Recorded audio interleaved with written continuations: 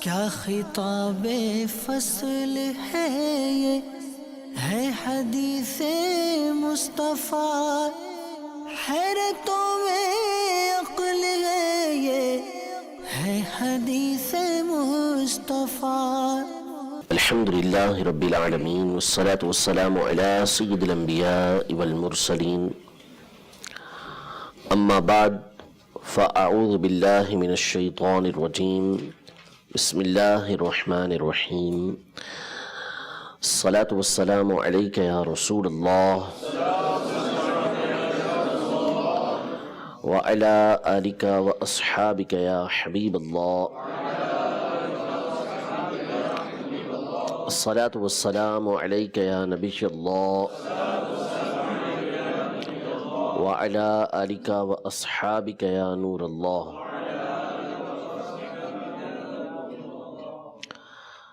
الحمدللہ عز وجل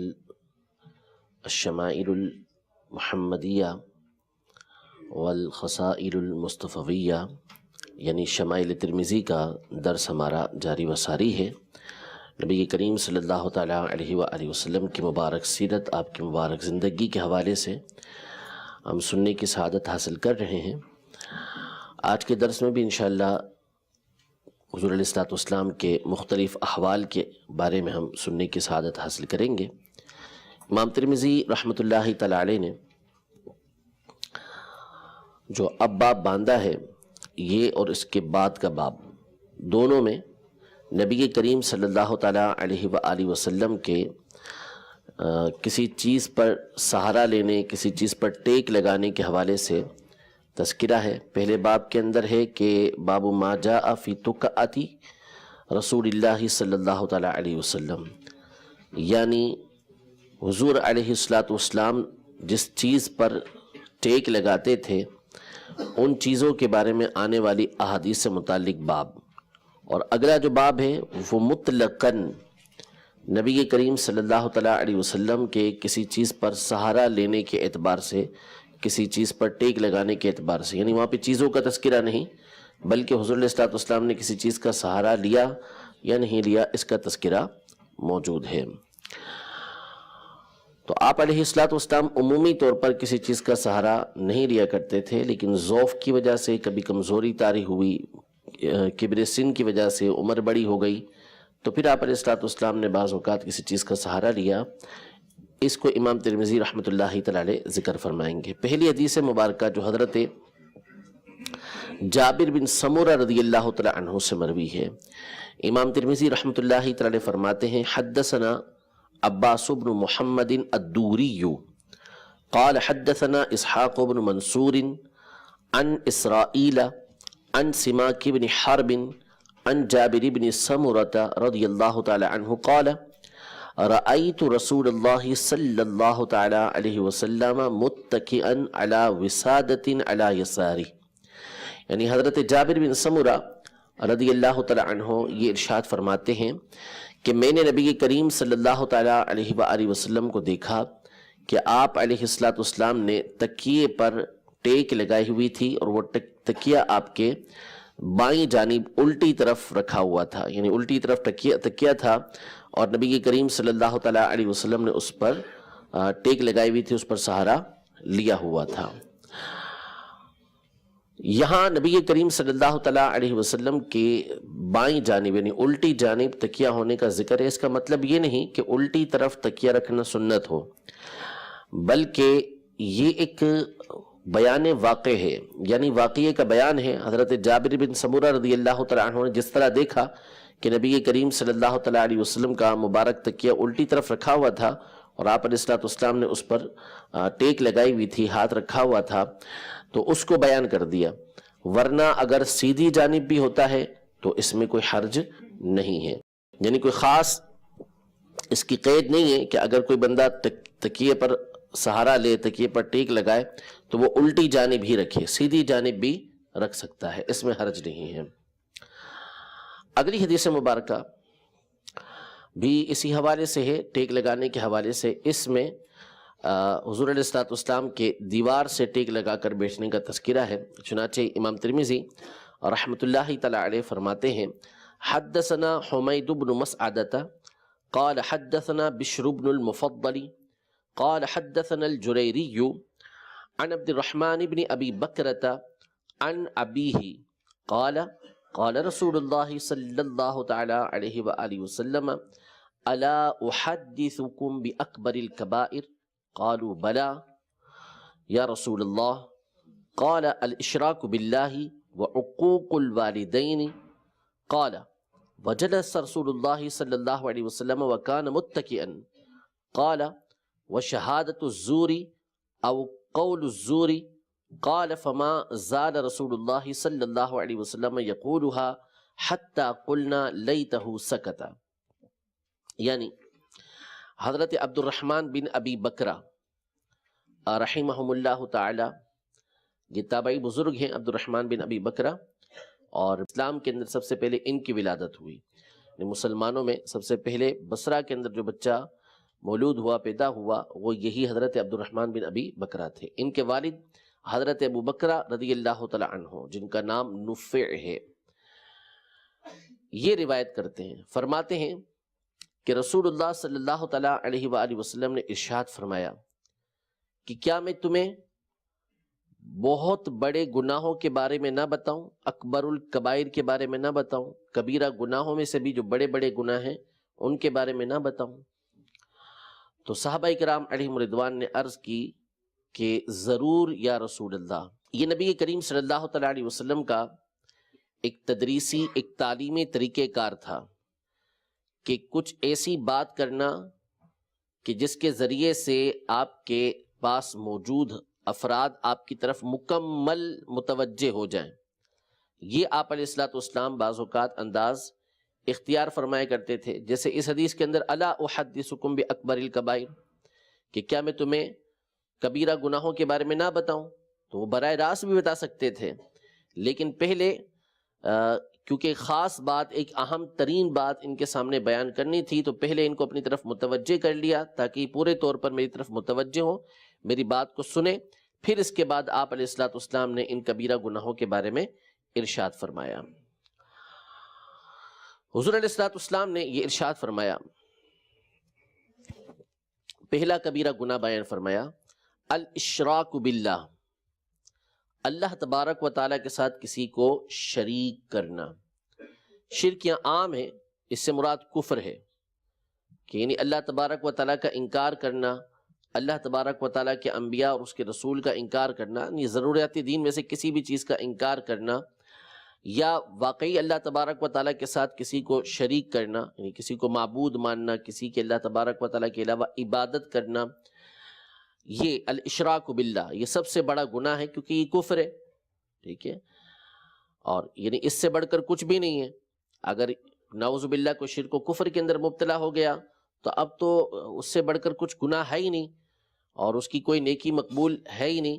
تو اس کو اکبر الکبائر سے تعبیر کیا کہ یہ سب سے زیادہ اللہ تبارک و تعالیٰ کو ناراض کرنے والا کام ہے. دوسری بات عقوق الوالدین، والدین کی نافرمانی کرنا. والدین کی نافرمانی کرنا یعنی کوئی ایسا کام والدین کے بارے میں کرنا کہ جو ان کو تکلیف پہنچانے والا ہو، جو ان کو اذیت دینے والا ہو، ایسا کام کرنا، چاہے آپ قول کے ذریعے کریں، چاہے آپ فعل کے ذریعے کریں، زبان کے ذریعے تکلیف دیں یا اپنے عمل کے ذریعے تکلیف دیں. فرمایا کہ یہ دونوں صورتیں جو ہیں، شارحین نے فرمایا کہ دونوں صورتیں اس کے اندر آتی ہیں، عقوق الوالدین کے اندر، والدین کی نافرمانی کے اندر. اور والدین سے مراد یہاں پر بعض شارحین حدیث نے یہ بیان کیا کہ اس سے مراد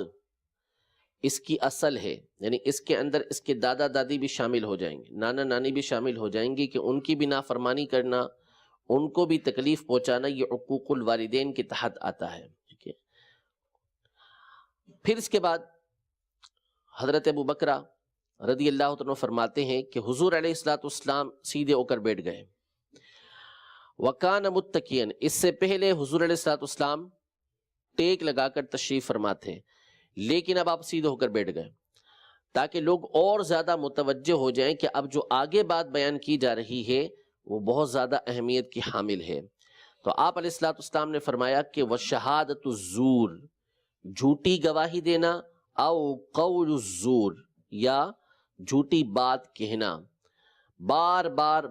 بار نبی کریم صلی اللہ علیہ وسلم اسے کہتے رہے کہ بڑے گناہوں میں سے جھوٹی گواہی دینا، جھوٹی گواہی دینا، جھوٹی گواہی دینا، جھوٹی گواہی دینا، جھوٹی گواہی دینا، جھوٹی گواہی دینا، یہ کہ فرماتے رہے حضور علیہ الصلوۃ والسلام، یہاں تک کہ حضرت ابو بکر رضی اللہ تعالی عنہ فرماتے ہیں کہ ہم نے دل کے اندر خیال کیا کہ اب کاش حضور علیہ الصلوۃ والسلام رک جائیں، یہ بولنا چھوڑ دیں، خاموش ہو جائیں آپ علیہ الصلوۃ والسلام، کیونکہ یہ آپ علیہ الصلوۃ والسلام کے لیے تکلیف کا سبب بن رہا ہے۔ بار بار اس بات پر تنبیہ کرنا کہ آپ ارشاد فرمائے جا رہے ہیں کہ جھوٹی گواہی، جھوٹی گواہی، جھوٹی گواہی، جھوٹی گواہی دینا، جھوٹی گواہی دینا، جھوٹی گواہی دینا، تو یہ چونکہ بہت بڑا گناہ تھا، آپ علیہ الصلوۃ والسلام اس پر بار بار تنبیہ فرما رہے تھے، تو آپ علیہ الصلوۃ والسلام پر شفقت کرتے ہوئے، آپ علیہ الصلوۃ والسلام کی حالت کو ملاحظہ کرتے ہوئے، صحابہ کرام علیہم رضوان اپنے دل میں کہنے لگے کہ کاش نبی کریم صلی اللہ علیہ وسلم اب اس کہنے سے رک جائیں، آپ علیہ الصلوۃ والسلام خاموش ہو جائیں۔ تو اس سے تنبیہ کرنا تھی کہ کسی کے بارے میں جھوٹی گواہی دینا یا جھوٹی بات کہنا یہ بہت بڑا گناہ ہے۔ اس لیے آپ علیہ الصلوۃ والسلام نے بار بار اس کو ارشاد فرمایا کہ اس زمانے کے اندر یہ چیز عام تھی، کسی کے خلاف جھوٹی گواہی دے دینا جیسے ہمارے زمانے کے اندر عام ہے، تو اس پر تنبیہ کرنے کے لیے آپ علیہ الصلوۃ والسلام نے مسلسل یہ کلمہ آپ نے دہرایا۔ اصل جو امام ترمذی کا مقصود ہے وہ یہ ہے کہ وَكَانَ مُتَّكِئًا، کہ نبی کریم صلی اللہ تعالیٰ علیہ وآلہ وسلم اس سے پہلے ٹیک لگا کر تشریف فرما تھے، تو اس کا مطلب ہوا کہ آپ علیہ الصلوۃ والسلام کسی نہ کسی چیز پر بعض اوقات ضرورتاً ٹیک لگایا کرتے تھے۔ تو اس میں کوئی حرج نہیں ہے کہ اگر کوئی شخص ٹیک لگاتا ہے اور اس میں جو سامعین ہوتے ہیں، سننے والے ہوتے ہیں، حاضرین ہوتے ہیں، ان کو کوئی اذیت و تکلیف نہیں پہنچتی، کوئی اذیت و تکلیف نہیں پہنچتی، اور ٹیک لگانے والے سے بھی کسی خفت اور خلاف مروت کام کا صدور نہیں ہو رہا ہوتا، یعنی اس کو دیکھ کر یہ نہیں لگتا کہ یہ کوئی خلاف مروت کام کر رہا ہے یا ہلکے پن والا کام کر رہا ہے، تو اس میں کوئی حرج نہیں ہے، ٹھیک ہے۔ یعنی جیسے استاد ہے یا پیر ہے، وائز ہے، اور وہ جمعے کے دوران یا کسی بھی خطبے کے دوران اس طرح ٹیک لگا کے بیٹھ گئے اور اس انداز میں انہوں نے بیان کرنا شروع کر دیا، تو اس میں ان کے اوپر کوئی حرج نہیں ہے، ٹھیک ہے، کہ وہ اس طرح کر سکتے ہیں۔ لیکن اب خاص بات بیان کرنی ہے تو پھر بالکل اس طرح ہو گئے، چاقو چوبند ہو کر انہیں اس بات کو بیان کیا۔ تو اصل یہ مقصود ہے کہ وَكَانَ مُتَّكِئًا، نبی کریم صلی اللہ تعالیٰ علیہ وآلہ وسلم پہلے ٹیک لگا کر تشریف فرما تھے۔ اگلی حدیث مبارکہ نبی کریم صلی اللہ تعالیٰ علیہ وآلہ وسلم کے ٹیک لگانے ہی کے حوالے سے بیان کرتے ہیں کہ حضور علیہ الصلوۃ والسلام نے یہ ارشاد فرمایا، حضرت ابو جحیفہ رضی اللہ تعالیٰ عنہ روایت کرتے ہیں کہ حضور اکرم صلی اللہ تعالیٰ علیہ وسلم ارشاد فرماتے ہیں کہ میں ٹیک لگا کر کھانا نہیں کھاتا، میں ٹیک لگا کر کھانا۔ یہاں تنبیہ کرنا مقصود ہے۔ ایک تو امام ترمذی رحمۃ اللہ تعالیٰ علیہ کا مقصد ہے کہ حضور علیہ الصلوۃ والسلام اگرچہ کہ بعض اوقات ضرورتاً ٹیک لگایا کرتے تھے، تکیے پر ٹیک لگا لی، دیوار پر ٹیک لگا لی، لیکن جب آپ کھانا تناول فرماتے تو پھر آپ کسی چیز پر ٹیک نہیں لگایا کرتے تھے، ٹھیک ہے۔ ٹیک لگائے بغیر نبی کریم صلی اللہ تعالیٰ علیہ وسلم کھانا تناول فرمایا کرتے تھے۔ فرماتے ہیں حدثنا قتیبۃ بن سعید قال حدثنا شریک عن علی بن الاقمر عن ابی جحیفۃ قال قال رسول اللہ صلی اللہ تعالیٰ علیہ وسلم اما انا فلا آکل متکئا، یعنی رسول اللہ صلی اللہ تعالیٰ علیہ وآلہ وسلم نے ارشاد فرمایا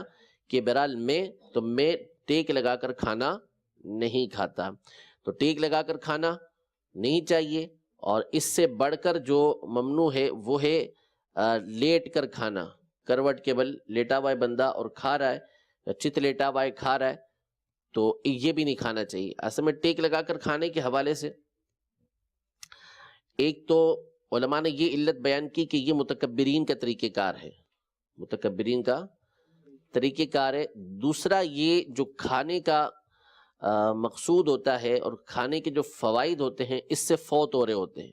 یہ بندے کے لیے مضر اور تکلیف کا سبب بنتا ہے۔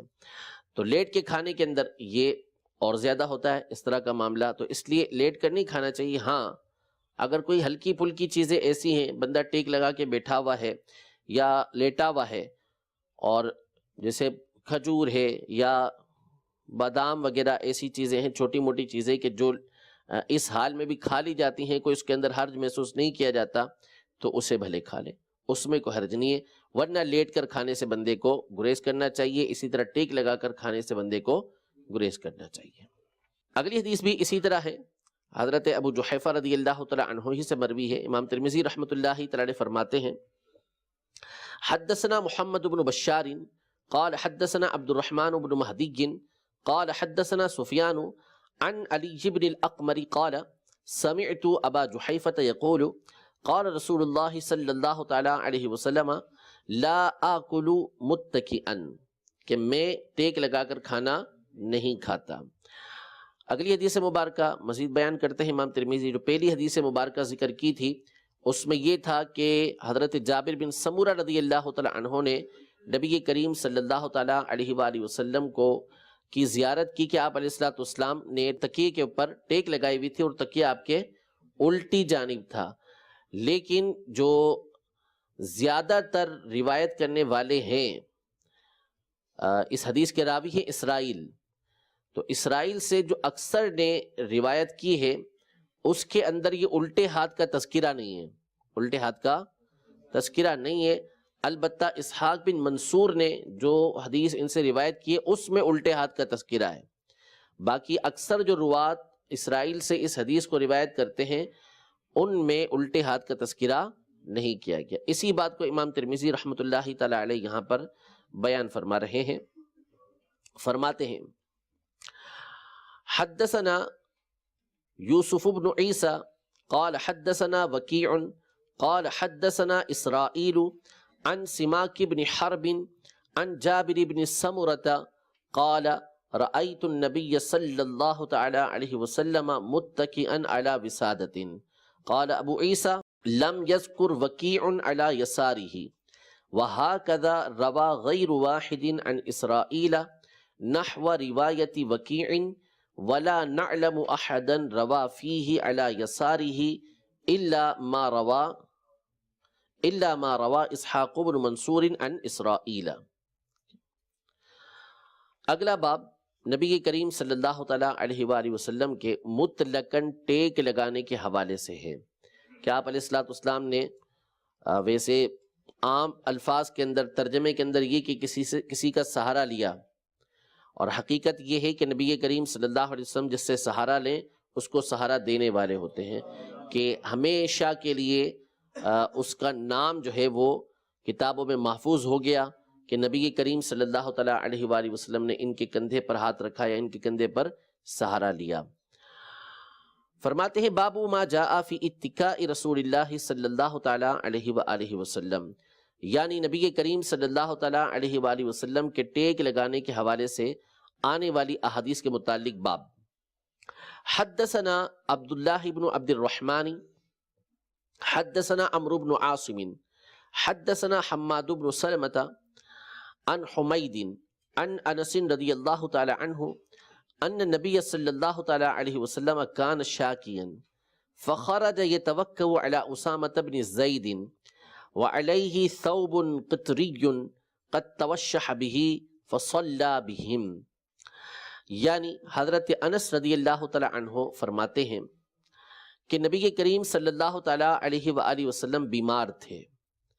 تو آپ حضرت اسامہ بن زید رضی اللہ تعالی عنہ حب ابن حب رسول اللہ صلی اللہ تعالی علیہ وسلم ان پر سہارا لے کر ان کے کندھے پر ہاتھ رکھ کر باہر تشریف لے کر آئے، اور آپ علیہ الصلوۃ والسلام نے یمنی کپڑا پہنا ہوا تھا جس کو آپ نے اپنے اوپر لپیٹا ہوا تھا، یعنی یمنی چادر پہنی ہوئی تھی اور اس کو اپنے جسم پر لپیٹی ہوئی تھی۔ فصلی بہم، نبی کریم صلی اللہ تعالی علیہ وآلہ وسلم نے صحابہ کرام علیہم رضوان کو اسی حالت میں نماز پڑھائی، ٹھیک ہے، یعنی حضور علیہ الصلوۃ والسلام جب دنیا سے پردہ فرمایا تو اس سے پہلے کا یہ واقعہ ہے کہ آپ علیہ الصلوۃ والسلام اس بیماری کی حالت میں حضرت اسامہ بن زید رضی اللہ تعالی عنہ کے کندھے پر ہاتھ رکھ کر ان کا سہارا لے کر باہر تشریف لے کر آئے اور صحابہ اکرام علیہم رضوان کو آپ نے نماز پڑھائی۔ اگلی حدیث مبارکہ امام ترمذی رحمۃ اللہ تعالی علیہ فرماتے ہیں حدثنا عبد اللہ بن عبد الرحمن قال حدثنا محمد بن المبارک قال حدثنا عطاء بن مسلم الخفاف الحلبی قال حدثنا جعفر بن برقان عن عطاء بن ابی رباح عن الفضل بن عباس قال دخلت على رسول الله صلى الله عليه وسلم في مرضه الذي توفي فيه وعلى رأسه إصابة صفراء فسلمت عليه فقال يا فضل قلت لبيك يا رسول الله قال أشدد بهذه العصابة رأسي قال ففعلت ثم قعد فوضع كفه على منكبي ثم قال فدخل في المسجد وفي الحديث قصة۔ یعنی حضرت فضل بن عباس رضی اللہ تعالی عنہ روایت کرتے ہیں، آپ فرماتے ہیں کہ میں رسول اللہ صلی اللہ تعالی علیہ وسلم کے پاس آپ کے اس مرض میں آیا جس میں آپ نے دنیا سے پردہ فرمایا تھا، وصال فرمایا تھا، اور آپ علیہ الصلوۃ والسلام نے اپنے سر پر زرد رنگ کی پٹی باندھی ہوئی تھی۔ فسلمت علیہ، تو میں نے نبی کریم صلی اللہ علیہ وسلم کو سلام کیا، حضور علیہ الصلوۃ والسلام نے جواب ارشاد فرمایا۔ پھر اس کے بعد حضرت فرمایا حضور علیہ الصلوۃ والسلام نے کہ اے فضل، میں نے عرض کی کہ لبیک یا رسول اللہ، یا رسول اللہ میں حاضر ہوں، تو ارشاد فرمایا کہ اس پٹی کے ذریعے میرے سر کو مضبوطی سے باندھ دو۔ یعنی نبی کریم صلی اللہ تعالیٰ علیہ وآلہ وسلم کے سر مبارک میں اس وقت شدت سے درد تھا، تو اس درد کو دور کرنے کے لیے، اس میں کمی لانے کے لیے ارشاد فرمایا کہ اس کو مضبوطی کے ساتھ باندھ دو تاکہ اس درد کی جو شدت ہے وہ کم ہو جائے۔ تو یہ توکل کے خلاف نہیں، یہ کوئی شکوہ شکایت نہیں ہے کہ اس طرح اگر سر پہ کوئی پٹی باندھتا ہے کہ جس سے سر کا درد دور ہو جائے یا اس کے اندر کمی واقع ہو جائے، تو یہ نبی کریم صلی اللہ تعالیٰ علیہ وآلہ وسلم سے ثابت ہے۔ یہ ممنوع اس وقت ہوگا جب کوئی بندہ اپنی بیماری کو لوگوں کے سامنے ظاہر کرنا چاہے اور شکوہ کرنا چاہے، شکایت کرنا چاہے، تو اس صورت میں یہ ناپسندیدہ ہوگا۔ ورنہ اگر کوئی فقط درد کی کمی لانے کے لیے اپنے سر پر پٹی باندھتا ہے تو اس میں کوئی حرج نہیں ہے۔ فرماتے ہیں کہ میں نے ایسا ہی کیا، ففعلت، میں نے پٹی حضور علیہ الصلوۃ والسلام کے سر مبارک پر زور سے باندھ دی۔ پھر حضور علیہ الصلوۃ والسلام نے اپنا مبارک ہاتھ میرے کندھے پر رکھا، یعنی یہ سہارا لینے کی بات ہو رہی ہے، کیونکہ ٹیک لگانے کی بات آ رہی ہے، تو نبی کریم صلی اللہ علیہ وسلم نے اپنا ہاتھ جو ہے ان کے کندھے پر رکھا اور اس سے ٹیک لی۔ ثم قام، پھر حضور علیہ الصلوۃ والسلام کھڑے ہوئے اور مسجد میں تشریف لے گئے۔ وفی الحدیث قصۃ،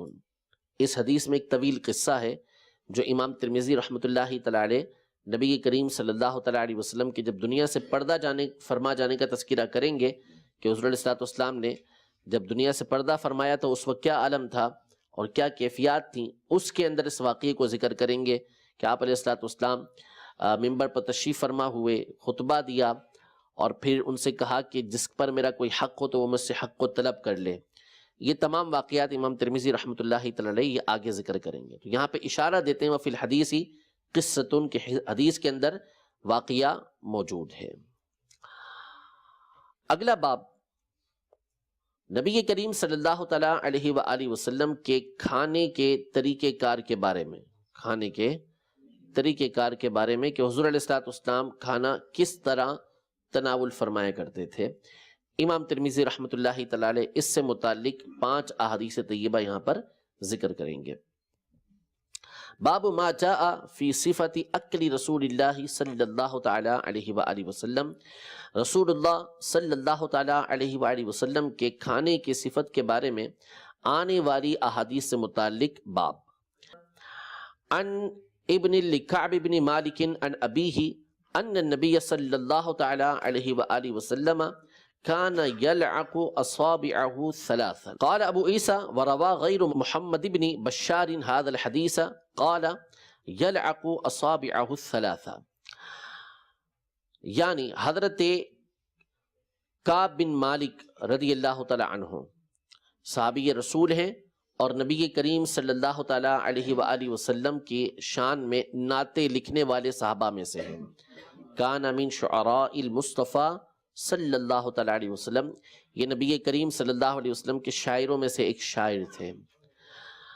یہ فرماتے ہیں کہ نبی کریم صلی اللہ تعالی علیہ وآلہ وسلم اپنی 3 انگلیوں کو چاٹ لیا کرتے تھے. یعنی کھانا تناول فرمایا، اور عمومی طور پہ حضور علیہ الصلوۃ والسلام کا کھانا یہ 3 انگلیوں کے ساتھ ہوتا تھا. ٹھیک ہے، تو کھانا تناول فرمانے کے بعد آپ علیہ الصلوۃ والسلام کا طریقہ کار یہ تھا کہ آپ تینوں انگلیوں کو چاٹ لیا کرتے تھے. اب یہ جو یلعق اصابعہ ثلاثا ہے، اس میں 2 جہتیں علماء نے بیان کی ہیں کہ کیا ان 3 انگلیوں کو حضور علیہ الصلوۃ والسلام چاٹتے تھے یا تینوں انگلیوں کو 3 مرتبہ، یعنی پہلے یہ 3 مرتبہ، پھر یہ 3 مرتبہ، پھر یہ 3 مرتبہ. تو یہ ہے کہ آپ علیہ الصلوۃ والسلام تینوں انگلیوں کو چاٹ لیا کرتے تھے، یعنی ان پر کوئی چیز موجود ہوتی تو اس کو منہ میں لیا اور اس کو چاٹ لیا تاکہ جو چیز ہے وہ اندر چلی جائے. اس لیے کہ حدیث پاک کے اندر ہے کہ تم نہیں جانتے کہ کھانے کے کس جز کے اندر، کس حصے کے اندر برکت موجود ہے. تو ہو سکتا ہے کہ جو چکنائی یا جو چیز انگلیوں پہ رہ گئی ہو اسی کے اندر جو ہے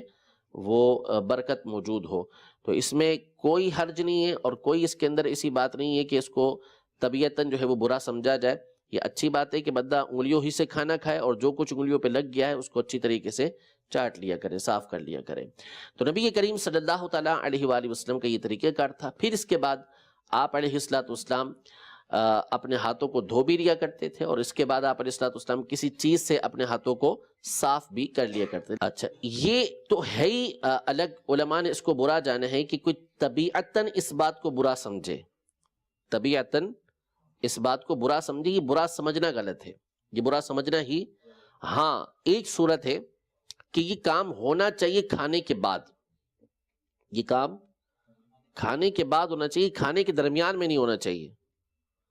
کہ کھانا کھا رہا ہے اور اس دوران انگلیاں چاٹے پھر کسی چیز کو اٹھائے. تو ایسا نہ کرے، یہ طریقہ کار نہیں، بلکہ جو طریقہ کار ہے وہ یہ کھانے کے بعد اپنی انگلیوں کو چاٹ لیا کرے. لیکن اگر نعوذ باللہ ثم نعوذ باللہ کوئی اس کو نبی کریم صلی اللہ تعالیٰ علیہ وآلہ وسلم کی طرف نسبت کرتے ہوئے برا سمجھے، حقیر جانے، تو ایسے بندے کے بارے میں تو واضح ہے کہ وہ دائرہ اسلام سے خارج ہو جائے گا. ٹھیک ہے، بعض نے کہا کہ اس پر کفر کا خوف ہے اور بعض نے کہا کہ جب نبی کریم صلی اللہ تعالیٰ علیہ وآلہ وسلم کی طرف نسبت کرتے ہوئے اس کو برا جانا تو وہ اس نے کفر کیا. ٹھیک ہے، تو اس لیے نبی کریم صلی اللہ تعالیٰ علیہ وآلہ وسلم جو فعل فرماتے وہ انتہائی نفیس ہوا کرتا تھا اور آپ علیہ الصلوۃ والسلام انتہائی نفاست پسند تھے. ٹھیک ہے، تو اللہ تبارک و تعالیٰ نے رزق کے کس حصے کے اندر برکت رکھی ہے یہ ہم نہیں جانتے. تو کھانے کے بعد انگلیاں اپنی چاٹ لینی چاہیے. ارشاد فرماتے ہیں، حدیث مبارکہ گزر چکی، اگلی حدیث مبارکہ، حدثنا الحسن بن علی الخلال حدثنا عفان حدثنا حماد بن سلمة عن ثابت عن انس رضی اللہ تعالی عنہ قال كان النبي صلی اللہ تعالی علیہ وسلم اذا اکل طعاما لعق اصابعه الثلاث. یعنی نبی کریم صلی اللہ تعالیٰ علیہ وآلہ وسلم جب کھانا تناول فرماتے تو اس کے بعد اپنی تینوں انگلیوں کو چاٹ لیا کرتے تھے، صاف کر لیا کرتے تھے. حدثنا الحسین بن علی بن یزید الصدائی البغدادی قال حدثنا یعقوب بن اسحاق یعنی الحضرمی قال حدثنا شعبۃ عن سفیان الثوری عن علی بن الاقمر عن ابی جحیفۃ قال قال النبی صلی اللہ تعالی علیہ وسلم اما انا فلا آکل متکئا. یعنی پیچھے جو حدیث مبارکہ گزری حضرت ابو جحیفہ رضی اللہ عنہ سے، وہاں پہ ٹیک لگانے کے حوالے سے ذکر کی تھی اسی حدیث مبارکہ کو کہ آپ علیہ الصلوۃ والسلام ٹیک کھانے کے وقت نہیں لگایا کرتے تھے. یہاں کھانے کے حوالے سے ذکر کر رہے ہیں کہ کھانے کے آداب میں سے ایک یہ ہے کہ بندہ جب کھانا کھائے تو اس وقت ٹیک نہ لگائے. ٹھیک ہے. ٹیک لگانے سے مراد یہ ہے کہ بندہ کسی جانب جھک گیا، یوں جیسے بعض ہوتے ہیں نا، یوں جھک کے کھانا کھاتے ہیں یا یوں ٹیک لگا کے کھانا کھا رہے ہیں، یہ تمام چیزیں نہیں کرنی چاہیے. یہ ویسے ہی سنت کے بھی خلاف ہے، اور جو طبعاً جو کھانا ہے کہ جس کے ذریعے سے کھانا اندر جا کر سہل انداز میں ہضم ہو جاتا ہے، اس طرح کھانے کی وجہ سے یہ کھانا جو ہے وہ سہل نہیں ہوتا، آسانی کے ساتھ ہضم نہیں ہوتا. کیونکہ سنت کے اندر برکت ہے. نبی کریم صلی اللہ تعالیٰ علیہ وآلہ وسلم جو فعل فرماتے اللہ تبارک و تعالیٰ اس میں برکت عطا فرما دیتا ہے. ٹھیک ہے. تو جو حضور علیہ الصلوۃ والسلام کا طریقہ کار ہے اسی کے مطابق عمل کرنا چاہیے. آگے ارشاد فرماتے ہیں عن ابن لکعب بن مالک عن ابیہ قال كان رسول اللہ صلی اللہ تعالی علیہ وسلم یأکل باصابعہ الثلاث ویلعقہن، یعنی نبی کریم صلی اللہ تعالی علیہ وآلہ وسلم 3 انگلیوں سے کھانا تناول فرمایا کرتے تھے اور ان کو کھانے کے بعد چاٹ لیا کرتے تھے. ٹھیک ہے. تو جو کھانا 3 انگلیوں سے کھانا ممکن ہے انہیں 3 انگلیوں سے ہی کھانا چاہیے. یہ سنت مبارکہ ہے. ہاں جو کھانا 3 انگلیوں سے کھانا ممکن نہیں ہے تو وہ ایک الگ بات ہے. جیسے کوئی ایسی چیز ہے کہ جس کو 3 انگلیوں سے پکڑا ہی نہیں جا سکتا تو اسے بھلے آپ 5 انگلیوں سے کھائیں یا 1 انگلیوں سے. کھیر ہوتی ہے بعض اوقات، کھیر جو انگلی سے کھائی جا سکتی ہے تو اس کو 1 انگلی سے بعض اوقات بندہ کھاتا ہے یا 2 انگلیوں سے کھا لیتے. 3 انگلیوں سے کھانا جو ہے وہ دشوار ہوتا ہے. تو اس لیے ایسی چیز کہ جس کو 3 انگلیوں سے کھایا جا سکے اسے 3 انگلیوں ہی سے کھانا چاہیے. یہی نبی کریم صلی اللہ تعالیٰ علیہ وسلم کا طریقہ کار ہے، اور یہی طریقہ کار یہ جو انبیاء کرام علیہ السلام تھے ان کا بھی یہی طریقہ کار تھا کہ وہ 3 انگلیوں سے کھایا کرتے تھے. بعض اسلاف یہ چمچ وغیرہ کھانے سے، چمچ وغیرہ کے ذریعے جو کھانا کھایا جاتا ہے اس کو ناپسند کرتے تھے کہ اس کے ذریعے سے جو نبی کریم صلی اللہ تعالیٰ علیہ وسلم کا طریقہ کار ہے اس پر عمل نہیں ہوتا، تو وہ اس کو ناپسند کرتے تھے. ہارون رشید کے پاس ایک مرتبہ حضرت سیدنا امام ابو یوسف رحمۃ اللہ تعالی علیہ تشریف فرما تھے. کھانا لایا گیا تو ہارون رشید نے چمچ منگوائے تو حضرت امام ابو یوسف رحمۃ اللہ تعالی علیہ نے فرمایا کہ آپ کے جو جد ہیں، آپ کے جو آبا و اجداد میں سے ہیں حضرت ابن عباس رضی اللہ تعالی عنہما، چونکہ وہ عباسی خلیفہ تھا ہارون رشید، تو یہ حضرت سیدنا عبداللہ بن عباس رضی اللہ تعالی عنہما کی اولاد میں سے ہے. تو اور حضرت عبداللہ بن عباس رضی اللہ تعالی عنہما آپ جانتے ہیں کہ مفسر قرآن ہیں، قرآن کی تفسیر کے ماہر ہیں، ان کو دعا ہے قرآن کی تفسیر کے حوالے سے. تو حضرت عبداللہ بن عباس رضی اللہ تعالی عنہما کے حوالے سے امام ابو یوسف نے بیان فرمایا کہ آپ کے جد حضرت ابن عباس رضی اللہ تعالی عنہما قرآن پاک کی آیت وَلَقَدْ كَرَّمْنَا بَنِي آدَمَ، ہم نے بنی آدم کو یعنی انسانوں کو عزت بخشی، ان کو عزت والا بنایا، ان کو تعظیم والا بنایا، ان کو تعظیم دی. تو اس کی تفسیر میں فرماتے ہیں کہ جعلنا لہم اصابع یأکلون بہا، کہ ہم نے ان کے لیے انگلیاں بنائی، ان کے لیے انگلیاں بنائی جس کے ذریعے سے یہ کھاتے ہیں. یعنی ان کے کھانے کا طریقہ کار بھی یہ دیگر افراد سے ممتاز ہوتا ہے. تو آپ نے فرمایا کہ اس آیت کی تفسیر کے اندر یہ موجود ہے کہ اللہ تبارک و تعالیٰ نے انسانوں کو انگلیاں عطا کی ہیں کہ جس کے ذریعے سے وہ کھاتے ہیں. یہ بھی تعظیم اور تکریم کے ایک طریقے کے اندر آتا ہے. تو ہارون رشید نے یہ سنا تو جو چمچ تھے وہ واپس بھیج دی اور انگلیوں کے ذریعے اس نے کھانا کھایا. ٹھیک ہے. تو جہاں ممکن ہو یہی کوشش کرنی چاہیے کہ بندہ انگلیوں کے ذریعے ہی، ہاتھ کے ذریعے ہی کھانا کھائے، چمچ کانٹے وغیرہ سے گریز کرے. ہاں جو مجبور ہے وہ معذور ہے. یہ ہو گئی نبی کریم صلی اللہ تعالیٰ علیہ وآلہ وسلم کے عمومی طور پر کھانے کے حوالے سے عادت کہ آپ علیہ الصلوۃ والسلام ٹیک لگا کر کھانا نہیں کھاتے تھے. البتہ بعض اوقات بھوک کی شدت کی وجہ سے جب آپ علیہ الصلوۃ والسلام پر ذوف طاری ہوا، آپ علیہ الصلوۃ والسلام پر ذوف طاری ہوا تو اس وقت بعض اوقات آپ نے ٹیک لگا کر کھجوریں تناول فرمائی. بعض اوقات ٹیک لگا کر آپ نے کھجوریں تناول فرمائی. تو یہ عذر کی بنیاد پر، ورنہ عمومی طور پر نبی کریم صلی اللہ علیہ وسلم کی جو عادت تھی وہ ٹیک لگائے بغیر کھانے کی عادت تھی۔ تو اس حدیث مبارکہ کو ذکر کرتے ہیں کہ جس میں نبی کریم صلی اللہ تعالیٰ علیہ وآلہ وسلم نے ضعف کی وجہ سے ٹیک لگا کر کھجوریں تناول فرمائی تھیں۔ فرماتے ہیں حدثنا احمد بن منیع قال حدثنا الفضل بن دکین قال حدثنا مصعب بن سلیم قال سمعت انس بن مالک یقول اتي رسول اللہ صلی اللہ تعالی علیہ وسلم بتمر فرأيته يأكل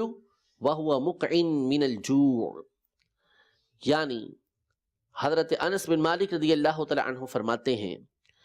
کہ نبی کریم صلی اللہ تعالی علیہ وآلہ وسلم کے پاس کھجوریں لائی گئیں تو میں نے دیکھا کہ آپ علیہ الصلاۃ والسلام انہیں تناول فرما رہے ہیں اور بھوک کی شدت کے ضعف کی وجہ سے آپ نے ٹیک لگائی ہوئی تھی، یعنی فاقے کے کئی دن گزر چکے تھے اور آپ علیہ الصلاۃ والسلام بھوک کی شدت کی وجہ سے ٹیک لگائے ہوئے تھے، اس وجہ سے آپ ٹیک لگا کر ان کھجوروں کو تناول فرما رہے تھے، ورنہ عام طور پر نبی کریم صلی اللہ تعالی علیہ وسلم ٹیک نہیں لگایا کرتے تھے۔ اگلا باب 25واں باب نبی کریم صلی اللہ تعالیٰ علیہ وآلہ وسلم کی مبارک روٹی کے حوالے سے باب کہ جو کی روٹی آپ تناول فرمایا کرتے تھے اس کا عالم کیا ہوا کرتا تھا۔ اس میں امام ترمذی رحمۃ اللہ تعالیٰ علیہ 8 احادیث طیبہ لے کر آئے ہیں۔ فرماتے ہیں کہ باب فی صفت خبز رسول اللہ صلی اللہ تعالیٰ علیہ وآلہ وسلم، یعنی رسول اللہ صلی اللہ تعالیٰ علیہ وآلہ وسلم کی روٹی کی صفت کے بارے میں آنے والی احادیث طیبہ۔ حدثنا محمد بن المثنى ومحمد بن بشار قال حدثنا محمد بن جعفر قال حدثنا شعبة عن ابی اسحاق قال سمعت عبد الرحمن بن يزيد يحدث عن الاسود بن يزيد عن عائشة رضی اللہ تعالی عنہا انہا قالت ما شبع آل محمد صلی اللہ تعالی علیہ وسلم من خبز الشعیر یومین متتابعین حتی قبض رسول اللہ صلی اللہ تعالی علیہ وسلم، یعنی حضرت سیدہ عائشہ رضی اللہ تعالی عنہا فرماتی ہیں کہ آل محمد یعنی نبی کریم صلی اللہ تعالیٰ علیہ وآلہ وسلم کے گھر والے یعنی ازواج مطہرات، یہاں آل سے مراد ازواج مطہرات ہیں، یعنی اہل بیت اطہار، ان کے معاملات جدا تھے، ان کے گھر کے حالات بھی عمومی طور پر اسی طرح ہوا کرتے تھے اور کیفیات اسی طرح کی ہوا کرتی تھیں۔ یہاں فرماتے ہیں کہ آل محمد صلی اللہ تعالیٰ علیہ وآلہ وسلم نے، فرماتی ہیں حضرت عائشہ رضی اللہ تعالی عنہا کہ آل محمد صلی اللہ تعالیٰ علیہ وآلہ وسلم نے کبھی 2 دن بھی جو کی روٹی پیٹ بھر کر نہیں کھائی، یہاں تک کہ نبی کریم صلی اللہ علیہ وسلم دنیا سے پردہ فرما گئے، تشریف لے گئے۔ یعنی عام طور پر جو کھانا ہوتا تھا وہ گندم نہیں ہوا کرتا تھا، وہ ہوتا تھا جو کی روٹی ہوتی تھی، لیکن جو کی روٹی بھی اتنی نہیں ہوتی تھی کہ پیٹ بھر کے کھا لیا جائے، 2 دن تک اتنی مل جائے کہ پیٹ بھر کے کھائیں، ایسا نہیں، بلکہ بسا اوقات تو یہ ہوتا کہ ایک دن آپ علیہ الصلوۃ والسلام اور آپ کے گھر والے روٹی کھاتے جو کی، اور دوسرے دن کھجوروں پر گزارا کیا کرتے تھے آپ علیہ الصلوۃ والسلام۔ تو اسی بات کو امام حضرت سیدہ عائشہ رضی اللہ تعالی عنہا یہ بیان فرما رہی ہیں۔ اگلی حدیث مبارکہ فرماتے ہیں حدثنا عباس بن محمد الدوری قال حدثنا ابن ابی بکیر قال حدثنا حریز بن عثمان عن سلیم بن عامر قال سمعت ابا امامة يقول ما كان يفضل عن اہل بیت رسول اللہ صلی اللہ علیہ وسلم خبز الشعیر، یعنی حضرت سیدنا ابو امامہ باہلی رضی اللہ تعالی عنہ یہ فرماتے ہیں کہ رسول اللہ صلی اللہ تعالی علیہ وآلہ وسلم کے گھر والوں کا جو کھانا ہوتا تھا وہ جو کی روٹی ہوتی تھی، اور اتنی نہ ہوتی تھی کہ بچ جائے، یعنی اتنا نہ ہوتا تھا کہ کھانے کے بعد کچھ کھانا بچ گیا ہو، بہت زیادہ نہیں ہوا کرتا تھا، کھانا ہوتا بھی جو کی روٹی کی صورت میں تھا، اور لیکن اتنا ہوتا کہ بس کھا لیا جاتا، کہ اس میں سے کوئی ٹکڑا بچ جائے، کوئی حصہ بچ جائے، ایسا نہیں ہوا کرتا تھا۔ ضرورت سے زائد کا تو سوال ہی نہیں ہے، ضرورت کے مطابق بھی نہیں ہوا کرتا تھا۔ تو ما کان یفضل عن اہل بیت رسول اللہ صلی اللہ تعالی علیہ وسلم خبز الشعیر، کہ رسول اللہ صلی اللہ تعالی علیہ وآلہ وسلم کے گھر والوں کا جو کھانا ہوتا تھا، جو کی روٹی، وہ زائد نہیں ہوا کرتی تھی، بچا نہیں کرتی تھی۔ اگلی حدیث مبارکہ روایت کرتے ہیں، عن ابن عباس رضی اللہ تعالی عنہ قال كان رسول اللہ صلی اللہ تعالی علیہ وآلہ وسلم یبیت اللیالی المتتابعة طاویا هو واہلہ لا یجدون عشاء وكان اکثر خبزهم خبز الشعیر۔ یعنی حضرت ابن عباس رضی اللہ تعالی عنہما فرماتے ہیں کہ رسول اللہ صلی اللہ تعالی علیہ وآلہ وسلم اور آپ کے گھر والے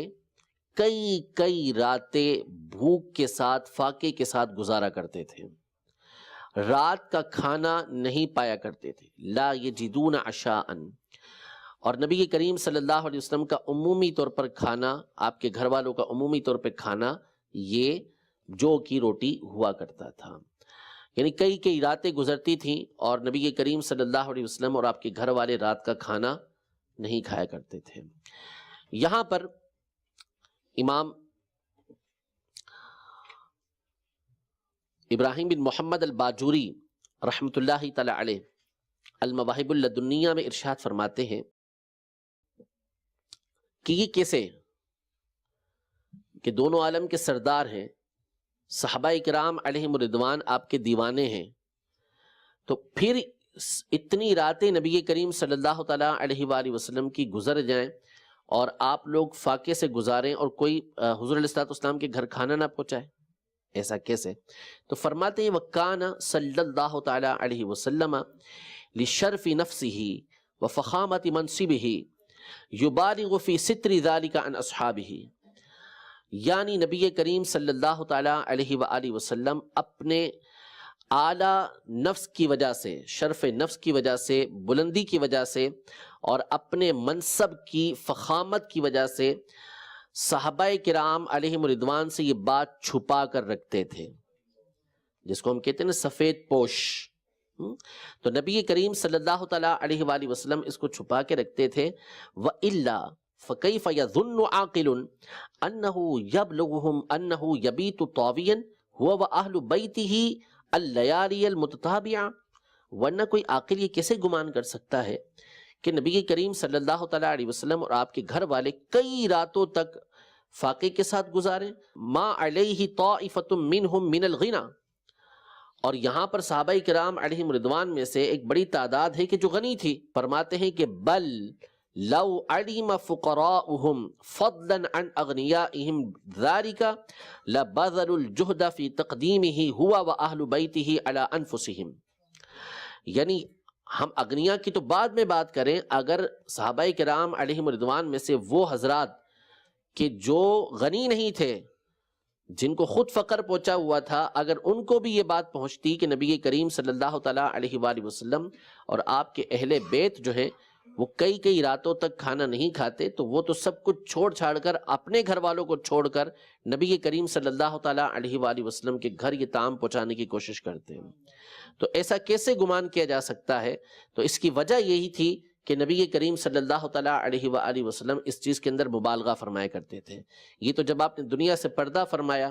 اور بعد میں یہ معاملات سامنے آئے تو پھر دوسروں کو معلوم ہوا کہ حضور علیہ الصلوۃ والسلام اور آپ کے گھر والے اس طرح 2 مہینے تک ایسا ہوتا تھا کہ گھر کے اندر چولہا نہیں جلا کرتا تھا، کھجور پر اور دودھ کے اوپر گزارا کیا جاتا تھا۔ اللہ رب العزت جل وعلا ہم سب کو نبی کریم صلی اللہ تعالیٰ علیہ وآلہ وسلم کی برکات نصیب فرمائے، آپ علیہ الصلوۃ والسلام کے طریقہ کار پر عمل پیرا ہونے کی توفیق عطا فرمائے، حضور اکرم صلی اللہ تعالیٰ علیہ وسلم کی عقیدت، محبت، آپ علیہ الصلوۃ والسلام کا عشق اللہ تبارک و تعالی ہمیں روز بروز بڑھتا ہوا نصیب فرمائے، آمین بجاہ النبی الامین صلی اللہ تعالیٰ علیہ وآلہ وسلم۔ کیا خطاب فصل ہے یہ ہے حدیث مصطفیٰ، حیرتوں میں عقل ہے یہ ہے حدیث مصطفیٰ.